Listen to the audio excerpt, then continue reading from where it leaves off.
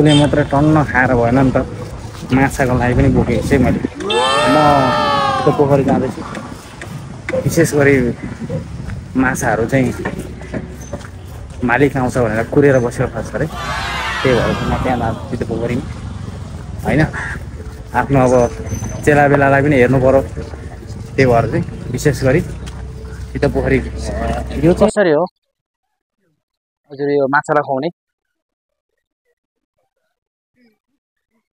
ल 50 जाने दिन न त, अलिक धेरैवाला हो। ल यहाँनिर चाहिँ टन्नै है उड्ने रहेछ हावाले। विशेष गरी अब माछाको खाना चाहिँ टन्नै बोक्यो होइन।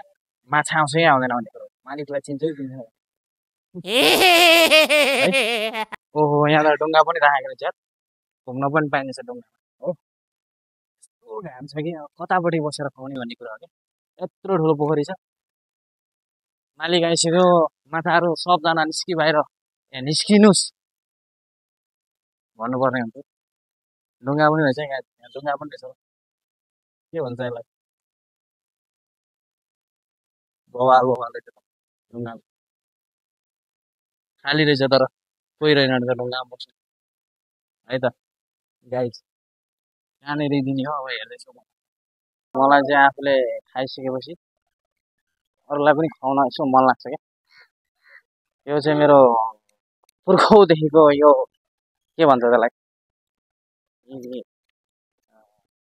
जन्मजात लिएर आएको क्या। यो चाहिँ गड गिफ्ट भनिन्छ यसलाई होइन।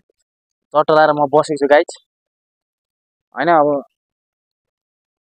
मालिक आएको कारणले गर्दा माछाहरू छिपिक गर्दैछन् यहाँनिर है। अब सुरुवात हुन्छ।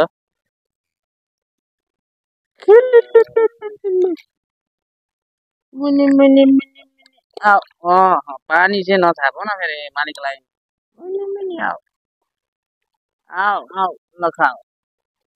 यहाँनिर फेरि विशेष कुरा त थाहै छैन होला साथीहरू, विशेष कुरा साथीहरू थाहा छैन होला होइन। मैले चाहिँ त्यहाँ अघि मोमो खाएको चाहिँ मोमो खान सकिनँ क्या, यति बाँकी छ। अब यो पनि हालिदिन्छु क्या, किन फाल्नु होइन। यो चाहिँ मोमो चाहिँ डुब्दो रहेछ गाइस, मोमो चाहिँ डुब्दो रहेछ होइन। यो पनि खान्छ होला तर तल गएर है त। परेवाहरू पनि रहेछ, ल परेवाहरूलाई पनि, कागलाई पनि, सबलाई ल है। हावा लागेको कारणले गर्दाखेरि माछाहरू उता जाँदो रहेछन्। ल एकैचोटि हालिदिन्छु ल, कति धेरै माछा आउँछ।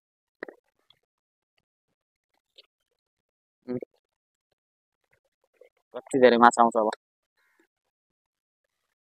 के आनन्द आउने क्या यहाँ बस्दाखेरि, एक्लै छु होइन।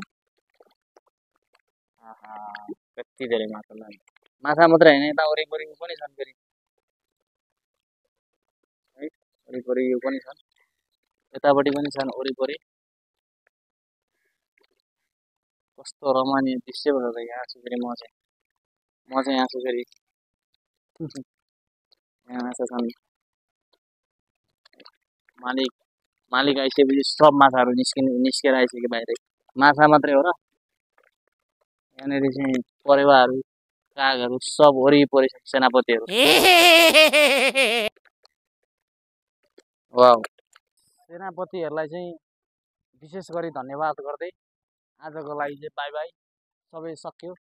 हामी फेरि चाँडै भेटौँला, धन्यवाद।